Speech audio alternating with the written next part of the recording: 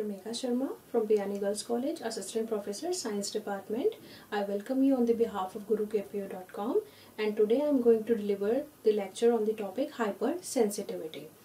Normally hyper sensitivity को समझने से पहले हमें इम्यून सिस्टम का प्रिंसिपल समझना पड़ता है. इम्यून सिस्टम हमारा क्या होता है, बॉडी पे हमको फॉरेन पार्टिकल्स जो कि एंटीजेंस कहलाते हैं उनसे प्रोटेक्ट करता है. चाहे बैक्टीरिया हो, चाहे वायरस हो, anything which is foreign and harmful to our the body.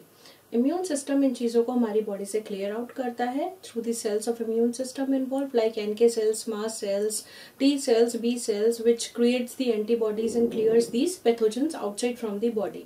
लेकिन हाइपर सेंसिटिविटी कब होती है आपको, जब ये ही इम्यून सिस्टम मिसगाइडेड हो जाता है. Means you can say it creates the problem to your own body cells like the damage to your own body cells. Here you can see on the board that it is the undesirable immune reaction which is created or which in turn happens in response to the foreign substance and damage the own cells.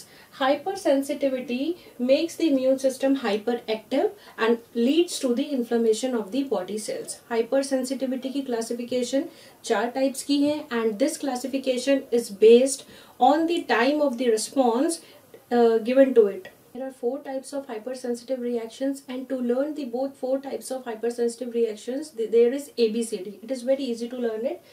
Type 1, Type 2, Type 3 and Type 4. Type 1 जो hypersensitive reactions होती है उसमें जो response होता है वो होता है allergic, anaphylaxis, we will discuss this later, atopy. Second type of hypersensitivity is antibody mediate, means there is involvement of the antibody in that. And third type is where immune complex is involved, जहाँ पे immune complex बनते हैं और आपकी body के sales को या tissues को डैमेज करते हैं. And third is delayed, as the name itself indicates कि इसका रिस्पॉन्स थोड़ा लेट आता है. और जब चारों टाइप्स है इसमें से जो फर्स्ट, सेकंड और थर्ड है इसमें एंटीबॉडी का इन्वॉल्वमेंट होता है. And the type 4 hypersensitive reaction is antibody independent, means antibody का इसमें कोई रोल नहीं है. Now we will discuss about in detail type 1 hypersensitive reaction. Type 1 hypersensitive reaction. Type 1 hypersensitive reaction में जो एंटीबॉडी इन्वॉल्व होती है वो होती है IgE. जैसा कि आप लोग डायग्राम में देख रहे हो, इधर मास्ट सेल है, मास्ट सेल के ऊपर एंटीबॉडी बाउंडेड है.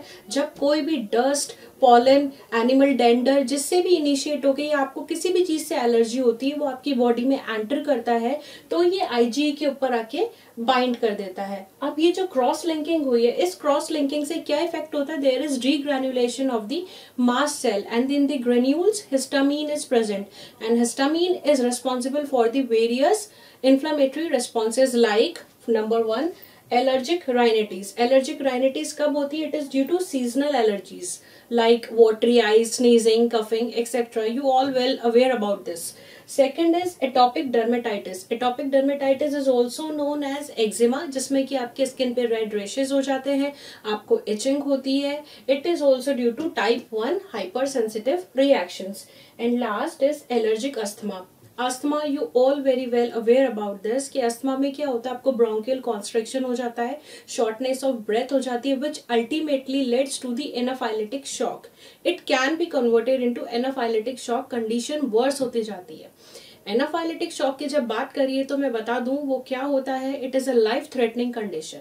इस कंडीशन में क्या होता है, आपका जो ब्लड प्रेशर होता है वो हाइपोटेंसिव कंडीशन में आ जाता है, मींस डिक्रीज, और वासोडाइलेशन स्टार्ट हो जाता है. इससे जो बाहर के फ्लूइड्स होते हैं वो अंदर आते हैं, वस्कुलर परमेबिलिटी होती है, उससे इफेक्ट होती है एंड अल्टीमेटली डेथ भी हो सकती है. इस चीज को अवॉइड करने के लिए या टाइप 1 हाइपरसेंसिटिव में एलर्जिक अस्थमा को दूर करने के लिए हम देते हैं एपिनेफ्रीन. एपिनेफ्रीन जो मार्केट में अवेलेबल है वो एपिपेन के नाम से है. इसका क्या काम होता है, ये जो अल्फा 1 एड्रेजेनिक रिसेप्टर्स होते हैं इसको एक्टिवेट करता है. एक्टिवेशन से जो वासोडाइलेशन हुआ था वो वापस कन्वर्ट हो जाता है एक नॉर्मल ब्लड प्रेशर के अंदर और आप नॉर्मल हो जाते हो. This is how we cure the type 1 hypersensitive reactions by giving antihistamines to the patient. Now next is type 2 hypersensitive reaction. जैसा कि मैंने पहले भी बताया था कि टाइप 1, टाइप 2 और टाइप 3 में तीनों में एंटीबॉडी का इन्वॉल्वमेंट होता है। टाइप 1 में अभी जैसे मैंने अर्लियर डिस्कस किया वो है IgE। टाइप 2 में जो है वो होती है IgG और IgM। ये एंटीबॉडीज क्या करती हैं, हमारे ही खुद की बॉडी के सेल्स को एज ए फॉरेन देखती हैं और उसके ऊपर आके बाइंड कर जाती है। As you can see in the diagram, the antibody का जो constant region, variable region वाला part है वो यहाँ पे attached है और it is cross linked to macrophages, NK cells, which ultimately leads to the lysis or damage of the own cell, or it can initiate the complement cascade. Complement system भी आपकी body से immune complexes को या जो भी होता है particles होते हैं, एंटीजन्स होते हैं, उसको रिमूव करने में हेल्प करता है। तो दिस इज हाउ कि आपकी बॉडी के ओन सेल्स डैमेज होने लग जाते हैं। It targets own body cells, for example rheumatic fever, and second is haemolytic disease of newborn. Haemolytic disease of newborn is also known as erythroblastosis fetalis. इसमें क्या होता है, जब एक RH नेगेटिव मदर होती है, उसको RH positive foetus conceive होता है, तो उसके अगेंस्ट एंटीबॉडीज बनना मदर की बॉडी में स्टार्ट हो जाती है। But in the next pregnancy जब बेबी अगेन RH पॉजिटिव होता है, तो RH नेगेटिव मदर की एंटीबॉडीज उस बेबी के लिए जो एंटीबॉडीज बनी थी उसको किल कर देती है RBC को। इसके थ्रू क्या होता है, RBC का लाइसिस होना स्टार्ट हो जाता है एंड अल्टीमेटली बेबी की डेथ हो जाती है। तो it means it is like autoimmune diseases जिसमें कि हमारे खुद के सेल डैमेज होते हैं, also known as antibody dependent cell mediated cytotoxicity. Type 3 hypersensitive reaction. अब ये कैसे ट्रिगर होती है, ये ट्रिगर होती है इम्यून कॉम्प्लेक्सेस की फॉर्मेशन से। Now the question is what are immune complexes. आपकी बॉडी में जब एंटीजन एंटर करता है, एक एंटीबॉडी उसके साथ रिएक्ट करती है और उसको बॉडी से क्लियर आउट करती है। इसका एक पर्टिकुलर रेशियो मेंटेन होता है जिसको हम बोलते हैं जोन ऑफ इक्विवेलेंस। बट अब ये रेशियो अगर डिस्टर्ब हो जाता है, it means there is more antigen then the antibodies, तो ये कॉम्प्लेक्स फॉर्म होके आपके टिश्यूज में डिपॉजिट होते रहते हैं। इसकी वजह से आपके टिश्यू का डैमेज होना स्टार्ट हो जाता है। आप जैसा कि डायग्राम में देख सकते हैं, this is your tissue and this is the formation of clump. Antibody bind to the antigen and this antigen is already bound to the other antigen, which attracts the neutrophils also and cause the damage of the tissue. For example, RA सबको पता है arthritis, it is rheumatoid arthritis. Now the next is glomerulonephritis, means nephrons का damage, kidney damage. और ये सब क्यों हो रहा है, क्योंकि इम्यून कॉम्प्लेक्स आए, एंटीजन का रेशियो ज्यादा हुआ, वो क्लियर आउट नहीं हो पाए बॉडी में से और वो डिपॉजिट होने लग गए आपके अलग अलग बॉडी के पार्ट्स में, like kidneys, joint, vessels. Type 4 hyper sensitive reaction, जिसे हम DTH बोलते हैं शॉर्ट फॉर्म में, या delayed type of hyper sensitive reactions.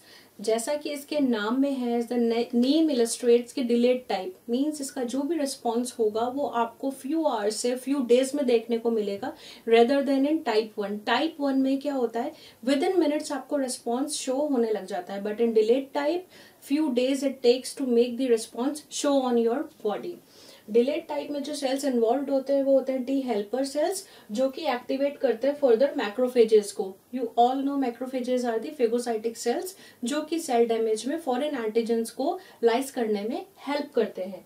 दूसरा, it is cell mediated, as I already told, TH cells are involved and there is no involvement of the antibody. First 3 and I repeat, there are first 3 antibody hypersensitive reactions जिसमें antibody का involvement है, लेकिन type 4 में antibody का कोई role नहीं है। सिर्फ इसमें जैसे किसी भी चीज से आपको एलर्जी है and it takes time to show on to kick in the response.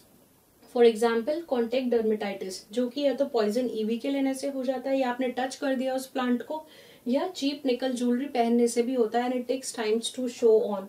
Multiple sclerosis, multiple sclerosis कब होता है, जब आपके यही टी सेल्स अटैक करते हैं आपकी ब्रेन की माइलिन शीथ के ऊपर एंड फाइनली ब्रेन डैमेज होने लग जाता है।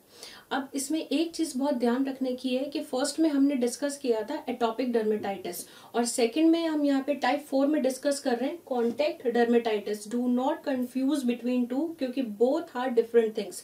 दोनों जो हो रही है, एटॉपिक कंडीशन हो रही है वो डिफरेंट मैकेनिज्म से हो रही है, कॉन्टेक्ट डर्मेटाइटिस हो रहा है वो डिफरेंट मैकेनिज्म से हो रहा है। वो टाइप 1 का पार्ट है और कॉन्टेक्ट डर्मेटाइटिस है डिलेड टाइप का पार्ट। क्यों? क्योंकि सिर्फ difference is the timeline. Type 1 में with in minutes response show हो जाता है एटॉपिक कंडीशन में, और कॉन्टेक्ट डर्मेटाइटिस में ऐसा नहीं होता, it takes the few days to show the response. and they act via different mechanism. This is how hypersensitive actions compete and their mechanism. And thanks for watching this video, and kindly visit, subscribe and comment on the channel gurukpu.com.